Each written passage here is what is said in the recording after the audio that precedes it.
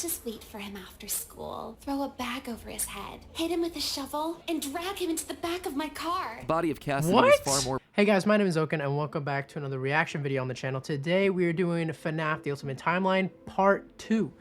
So, this has been a long time coming because of the fact that people did want me to do a second part a while back. Like I got a couple comments saying like, oh, you should do like the second part, so you know everything that's going on. And there's like a bunch, there's like 2 more videos after this one too, so I think we're gonna be doing those two. But there's gonna be a lot more FNAF content on the channel right now because of the new movie that just came out. So we're gonna be playing a lot of the games, like we're probably gonna be playing all the games pretty soon here. If you guys want to stay up to date with every time I upload, if you guys want to see me play the games, make sure you subscribe and hit that bell notification. Leave a comment if I get anything wrong, and let's get started because this is like my 4th time trying to do this damn intro. Hello Internet, welcome to Game Theory, and officially page 7 of the FNAF timeline script. Last time we covered the origins of Freddy's. We talked about William Afton's childhood dream project of making a singing bear come to life, and the infuriating moment that his dream is copied by a rival restaurant franchise looking to steal away his success. The merger of the 2 franchises results in William meeting Henry, a brilliant designer with a knack for robotics. Working together, they make Fredbear's flourish, spawning popular Saturday morning cartoon shows, toy lines, and spin-off restaurants under the Fazbear name. When last we left him, Afton was thriving, the world of robotics opening his eyes to new and exciting ways of bringing characters to life. Bringing things to life, yeah, that was his core driving force, his passion. I wonder what we're gonna learn today. And it was this today. very passion that would mutate, twist, and morph from here on out in the story. Because with life, there is inevitably death. Something that Afton would become intimately familiar with. Timeline. Onward to part 2, where things are about to get dark in a hurry. Oh, I'm excited. It's about to get dark. 1983, this is the Afton business era. was booming with 2 whole restaurant franchises running. Fredbear's Family Diner and the newly opened Freddy Fazbear's Pizza. Together, William and Henry had been able to take the hybrid suit idea and make it into a reality. They called their new invention the Springlock suit, and fittingly enough, it was symbolic of the partnership between these 2 men. A human suit as designed by William that could become a freestanding Henry-style robot. But because it was still new tech with kinks to work out, the rollout was limited, restricted only to the Fredbear's Family Diner location. All of this meant that William was busier than ever. He didn't have time to be a full-time parent, so he designed a nanny cam system where cameras and speakers were hidden throughout the neighborhood, as well as in his youngest son's favorite toy, Psychic Friend Fredbear. I mean, plushy Fredbear. But since cameras just weren't enough to raise a kid, he also left childcare duties to his eldest son, Michael. There was just one problem with that. Michael was far from the best babysitter. He tormented his younger brother by jump scaring him with a foxy mask and constantly So is this part from like games? Is there like games that I can play to see all this? This looks like a game right here. him behind. William watched all of it from his cameras. Kids would be kids. Tomorrow was another day, after all. Except Michael's torment didn't stop. Bitter, angry thoughts would run through Michael's mind. Why did he have to be the one to take care of this whining crybaby all the time? It just wasn't Probably because fair. he was It scaring time him all that the time. He got even with his brother by playing the ultimate prank. A prank that just so happened to be on this crying child's birthday. He and his friends would take his scared little brother and make him do the one thing that he was terrified of doing, getting close to the animatronics. That would be embarrassing for the kid that was such an embarrassment to him. His brother squirmed, screamed, kicked, and fought, but just as they were putting that small, squirming boy up to Fredbear's lips, the mouth snapped shut. The sensitive spring locks inside the body had been triggered by the boy's movements, and they'd immediately bite of clamped 87. down. The wriggling stopped. The boy went limp, but it was just a prank. It was meant to be funny. The boy was taken to the hospital and was immediately given an IV. Flowers and pills filled the nightstand next to his hospital bed, but the damage was too severe. He couldn't recover. As the younger brother's consciousness began to fade, he could hear Michael's last words, a small and flimsy apology. But his father, Williams, through the voice of the Fredbear plush, were a firm Michael's and a committed bitch. promise to a dying son. You're broken. I will put you back together. This would not be the end. No matter what, William's son would live again. It would just take time. Time that, right now, he just didn't have. His young son's heart flatlined as the boy faded into the inky unknown of the afterlife. In the aftermath of the tragedy, changes started happening around the restaurants. Kids were now required to wear security wristbands to prevent anyone from getting outside without parental permission. Any kid who approached the exit without permission would have to answer to the security puppet, a marionette on strings that could fly around on rails across the restaurant to stop kids in their tracks. It was William's idea, inspired by Michael constantly leaving the restaurant without his brother. In the wake of Fredbear's spring lock failure, all the hybrid suits were getting retired, locked away at the nearby Freddy Fazbear location. It was yet another tough pill to swallow after all the hard work that he and Henry had put into them. William would eventually bury the boy's small body in a remote location out in the woods right alongside his drive into and out of work every day. The death of this little boy sent the family spiraling. His wife, crippled with grief, was so distraught that all she could do was sit and watch TV. But his son Michael was far worse, complaining of seeing hallucinations of a golden bear standing outside of his window. The boy was so racked with guilt that he was convinced that he was being haunted by the ghost of his brother stuck inside the suit that took his life. The suit's three-toed feet digging into the wet earth. The words "it's me" ringing through Michael's ears. Some nights, Michael would even go so far as to break out of his room to check the gravesite and ensure that his brother was still there. As for William himself, he disappeared into his work and his drinks. Junior's, the local bar, wasn't far from his son's gravesite. He found himself going there more and more frequently, spending longer and longer amounts of time there. The bar gave him a place to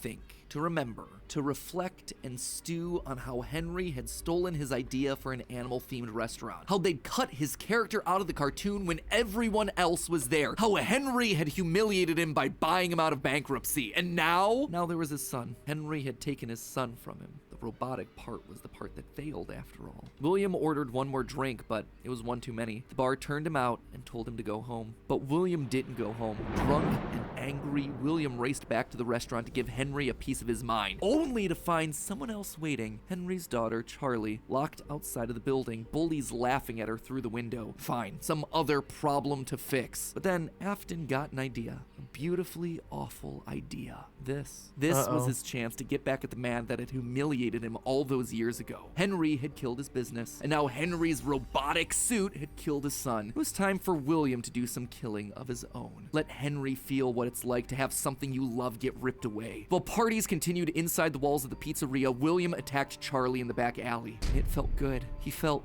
free. The years of resentment and bitterness trapped in his heart finally released in a moment of pure unapologetic evil. He would... Wait, he killed Charlie? Holy shit, I didn't even know that. Make Henry hurt like he hurts.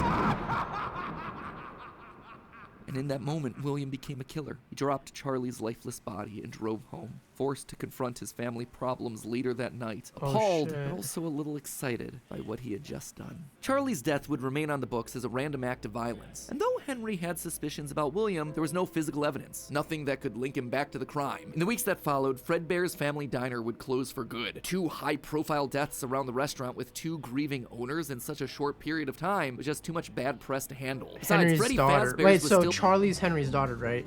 I need to make sure I got that right. Charlie is Henry's daughter. If I'm getting that wrong, please let me know in the comments. But I'm pretty sure Charlie is Henry's daughter, and then William killed Charlie. Okay. Open, and it was the newer restaurant anyway. All the equipment from the diner, including the old yellow suits and security puppet, would get retired to that location, and there they would sit for 2 uneventful years. The rest of 1983 and 1984 were spent quietly grieving. Freddy Fazbear's Pizza and the new cast of characters were a hit. Tragic memories of their yellow predecessors quickly faded. Afton kept a low profile and buried himself in work and research, quickly reaching Henry's level of engineering and even surpassing him. And while Henry slowed down to grieve, Afton kept going, even starting his own company, Afton Robotics, for all those pet projects that were a little bit too experimental for the regular operations of the pizzeria. The first of these experimental projects was a secret workshop under his house, a veritable bunker, which allowed him to work while still monitoring his kids via hidden security cameras. 1983. A passcode that served as a constant reminder of why the cameras were so important, why he was down there in the first place. This was all to fulfill the promise that he had made to his son, right? I will put you back together. This was for him, all for him, right? But cameras weren't enough. He needed to solve the runaway Michael problem. He had to keep him in the house. He couldn't have another one of his kids wind up dead inside of an animatronic suit. So why not run a little experiment on Michael? You see, all this work with Henry had gotten Afton to start learning more about life, robots, the human mind, and what a fallible machine we as humans were. Our reality is so easy to manipulate with a few sensory deceptions. Deceptions like sound. With just a few sounds, he had discovered that he could alter a person's vision. He could transform blank smooth plastic robots into lumbering, twisted nightmares. Ooh. Nightmares far scarier than he could create with actual materials. They would appear organic, rotting, putrid, terrifying. These would be his means of keeping his son Michael in the house where he belonged. Was it extreme? Maybe. But then again, this was the boy who had killed his son. He would make him sorry. And so Michael would grow up not only dealing with the memories of his own guilt, the hospital room, the pills, the flowers, the death of his brother, but also facing literal nightmares, illusions created by sound. Michael would never forget these either. Years later, as a security guard, he would still draw pictures of them inside of his logbook. But alright, so Michael. Alright. I was confused about that for a sec. So how does Michael like get wrapped in all this? He is the security guard. Okay. That's why the name is Mike. Okay. Alright. all of these extra projects meant that his home life suffered even more. He was an absent father and a non-existent husband, leaving his wife cold and alone. Why do you hide inside your walls? Oh, hell no. When there is music in my halls, all I see is an empty room. No more joy, an empty tomb. And despite her repeated demands that he leave his office and engage with the family, he refused time and time again, leaving her no choice but to leave. You burned down my house? You call that a house? It was like a morgue in there. You need to see your son. The baby isn't mine. Well, how's this? I'm keeping the diamond ring. And through it all, there was one lingering feeling. William wasn't done. He had gotten a taste of what it felt like to be unleashed, what it felt like to be free. Charlie's murder had unlocked something in him, and he wanted more. June 26th, 1985. Putting on the golden Bonnie suit, he lured So is Charlie the first person that he murders then? Right? I think, right? Because this is his, like, his descent into madness, basically. So Charlie's the first person he murdered. This is how he found out that, oh, I love to kill people, right? children one by one to the back room of the pizzeria when no one was looking. At first, he was cautious. He would lure them with promises of cake and cookies. He told them that their dog had died. He would ask for help with homework. Susie was the first. You never truly forget your first. I was the first. I have seen everything. But where to hide the bodies? He couldn't sneak out. Someone would In the see him. animatronics? He had to hide them in a place where they'd never be found and where they'd never leave the building. They had to be stuffed inside of the suits. Oh. No one maintained those things anyway except for him. And so Susie would go into Chica. Fritz, Jeremy, okay. and Gabriel would come next. But it was easy. It was too easy. And with each little life he snuffed out, his lies got bigger. Their house was burning. They're just being kidnapped. Until the last one where all pretense was off. He let himself get violent. Too violent. I'll just wait for him after school, throw a bag over his head, hit him with a shovel, and drag him into the back of my car. The body of Cassidy was far more bloody and broken than any of the others. He'd let himself go too far. That one he shouldn't have killed. With no more active animatronics left, he shoved the body into the one suit that remained backstage. The long-forgotten yellow Fredbear, now broken and discolored with age. Broken, like Cassidy was broken, like his son was broken. Newspapers reported on this disappearance, naming the whole Okay, thing so the he isn't missing Golden children's Freddy, right? incident. I've always also thought about that because I thought that he's Golden Freddy, but he's not. So who is he then? Who does Afton control? There's an animatronic that he controls, right? And it's not Golden Freddy because that was the one that he killed that he shouldn't have killed.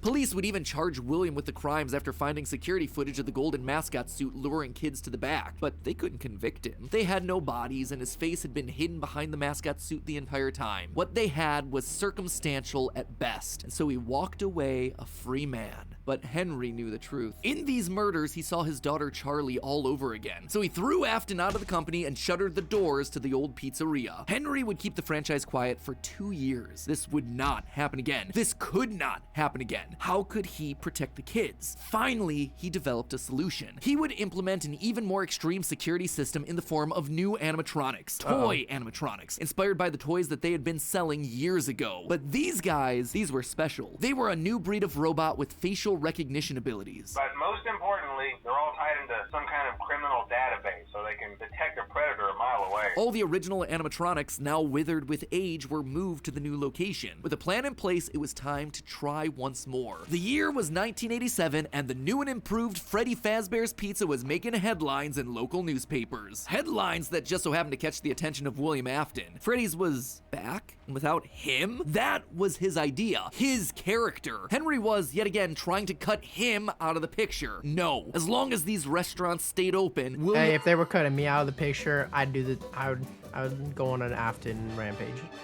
I'm not gonna cap. would always come back. Then he noticed the phone number to apply at the bottom of the article. $100 a week to apply call. Afton would go back, not as an owner or co-founder. He would go back in the one place that they would least suspect him, a lowly day shift security guard. And there it was, buried in the back of parts and services, mixed in with the old withered animatronics, was the golden rabbit. With the yellow security badge still on his chest, he used his crank to pull open the spring locks. It was time for Bonnie to give an encore performance. Someone used one of the suits. We had a spare in the back, a yellow one. Someone used it. Now none of them are acting right. From what I understand, the building is on lockdown. No one is allowed in or out, especially concerning any previous employees. When we get it all sorted out, we may move you to the... Wait. Okay, so he used the yellow Bonnie suit then, right? Is that, am I getting that right? He used the yellow Bonnie suit? Day shift. Our position just became available. 1987, 5 more kids. He didn't know what felt better, getting back into the suit after 2 long years of waiting, or knowing how devastating this would be to Henry the next morning. He didn't even try to hide his crime this time, just meant more blood on Henry's hands. He'd failed to protect the kids again. The restaurant had only been open for a few weeks, but William was sure that this would get it to close. Good, if he couldn't have Freddy's, no one would. Whenever a new pizzeria opened, he would be there. But as he sat in his bunker, something else started to linger in William's mind. He had seen something strange. The old withered animatronics, they had been wandering around the building, spurred on by the puppet. It was almost like those old robots were trying to save the kids. Save them? They couldn't, obviously, but still, how were they moving? It was almost like they had been given life somehow. Did he have something to do with that? The following day, the news would report a security guard getting bitten by one of the animatronics during the day shift. Was that bite meant for him? William's curiosity was stronger now than his bloodlust. He had to learn more, but how? There was no way he'd ever be able to get inside another Freddy's pizzeria. Heck, there was practically no way a Freddy's would ever open again. He needed to create something new, something brand new. He needed to create his own pizzeria. Due to the massive success, and even more so the unfortunate closing of Freddy Fazbear's Pizza, it was clear that the stage was set, no pun intended, for another contender in children's entertainment. Circus Baby's Pizza World. This would be the place where he could continue his work. No longer just murdering, experimenting. He needed more kids, and he needed them alive. And knowing that he couldn't show his face on the restaurant floor, he needed a way of remotely capturing his victims and preserving them for his work. With that goal in mind, he designed a new breed of animatronic. Their endoskeletons fluid and flexible. He equipped them with sound lures that could mimic voices. They could isolate children. They could incapacitate and contain them with zero direct input from him. It was brilliant. He was brilliant. Far beyond the simple bars and wires of Henry's designs. And the characters he chose for this were uniquely his. His new roster wasn't going to be tainted by Henry's disgusting barnyard bird. Instead, it was back to his characters, his creations. That's Freddy, Bonnie, nuts. Foxy, as well as 2 special ones. The first, Ballora, was an homage to the woman who left him. Now she would never leave him again. The second, the titular baby, was designed with his baby in mind. Elizabeth, his youngest child. She would always be Daddy's little girl, the one that listened to him, the one that obeyed until the day that she didn't. Daddy, why won't you let me play with her? She's so pretty and shiny. Didn't you make her just for me?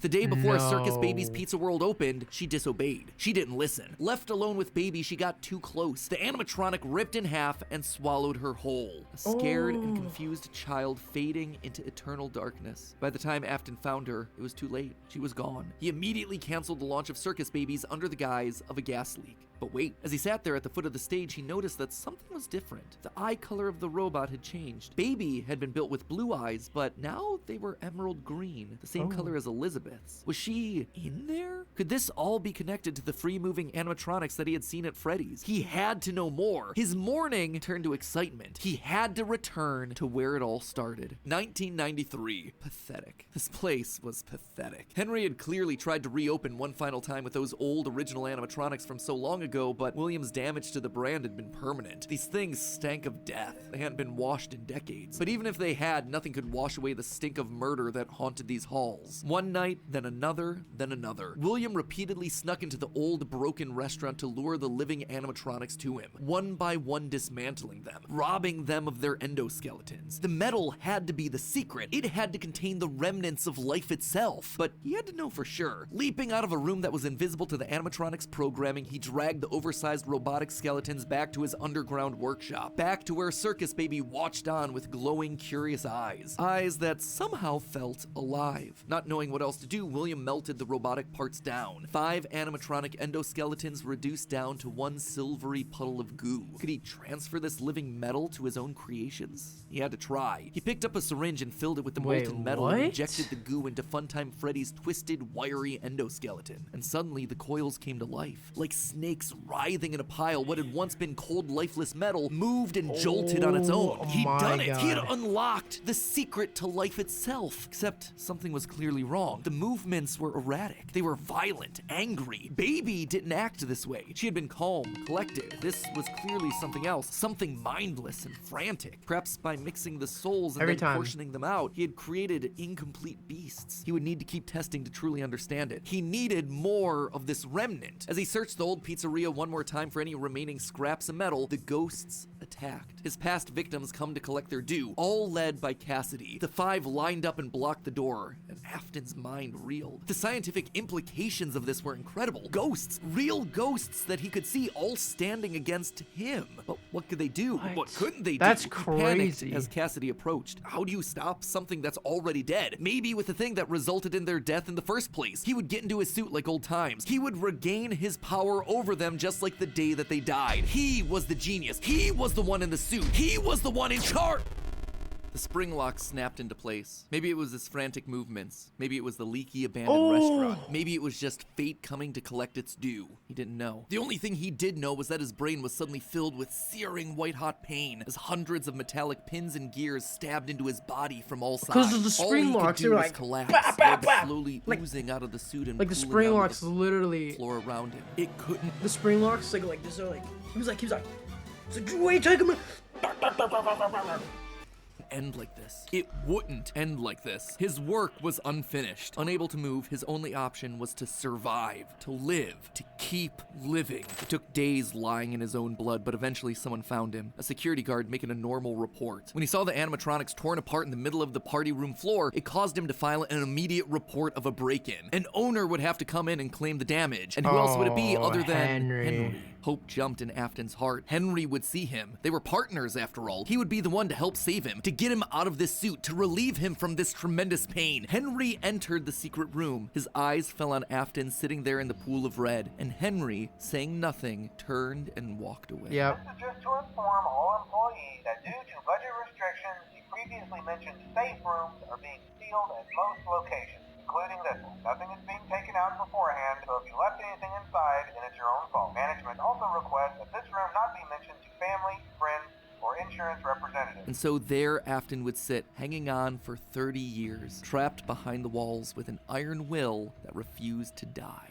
End of this part. I say this part because it's not officially the end of the Afton era just yet, but this just felt like a really solid stopping point. The episode has gone on forever. Okay, so most of this is things that we already knew, stuff that's been established and reestablished time and time again by the games. That said, there are 2 things that I absolutely have to address. The first and biggest is the placement of Sister location, or more specifically, Elizabeth's death. To me, evidence in games seems to suggest that it was meant to come before the crying child's death in 1983. The biggest biggest clue to this is that the crying child saw something. Remember what you saw is the phrase that's repeated over and over again by psychic friend Fredbear, aka William Afton speaking through a walkie-talkie in the Fredbear plushie's stomach. But what did he see? Well, I think we can tell based on how the nightmare animatronics are visualized. They have mouths in their stomachs, just like Baby ripping in half at the waist to swallow a kid. There's also the empty girl's room, one presumably left behind by a dead sister. And lastly, it explains why he's scared, and more specifically why Afton wants him scared. He needs his kids to stay away from the animatronics. He doesn't want them getting too close because the last time one of his kids got too close to a robot, his daughter died. That's then why he sets up the nightmares, to scare both Mike and the crying child away from the animatronics from that point forward. That's why books like the Character Encyclopedia outright suggest that we play as the crying child in FNAF 4. That's why he has a nanny cam following the crying child everywhere, so he can keep tabs on his kids when they're out of his sight. He can't let another Elizabeth situation happen. The death of Elizabeth also gives William Afton extra motivation for killing. He's a grieving father. His daughter was taken away from him, so Charlie should die as well. He's lashing out at the world after losing his kids. And again, we know that at least one of his children had to have died prior to Charlie's death, based on the mound of dirt that we see in Midnight Motorist. It also allows circus babies to open and close earlier in the timeline, which is how you wind up with Funtime Foxy appearing as Mangle in the FNAF 2 location. Basically, Elizabeth dying first has everything it needs to fit, except for the most important thing, the murder weapon. Why would Afton be building an animatronic with a giant claw in its stomach so early in the timeline? At this point, he just has no motive. It just doesn't make sense prior to 1983. Yeah, I was thinking that At this point too. in the story, he hasn't killed anyone. And we know for a fact that the missing children's incident is 1985. So Elizabeth's death coming before any of those events just doesn't work. Hence why I placed it where I did in the narrative timeline. Afton's death here is also a bit tricky. We know that he returned to the FNAF 1 location to break down the original animatronics in order to harvest their remnant. We know that he melts down 5 things to become one thing. Candy Cadet makes that very clear. So the 5 things are the 5 endoskeletons from the various animatronics. That would be totally fine if it weren't for one huge problem. On his 5th visit to the pizzeria, Afton gets spring locked. So either the 5 becoming 1 starts in 1993, but then finishes 30 years later when he reemerges from the wall to add the last endoskeleton to his pile, or he's had himself some reason to return to the original location after harvesting all the stuff that he can. It's not ideal, but it's the one angle that makes the most sense. And with that, this next chapter comes to a close. I think,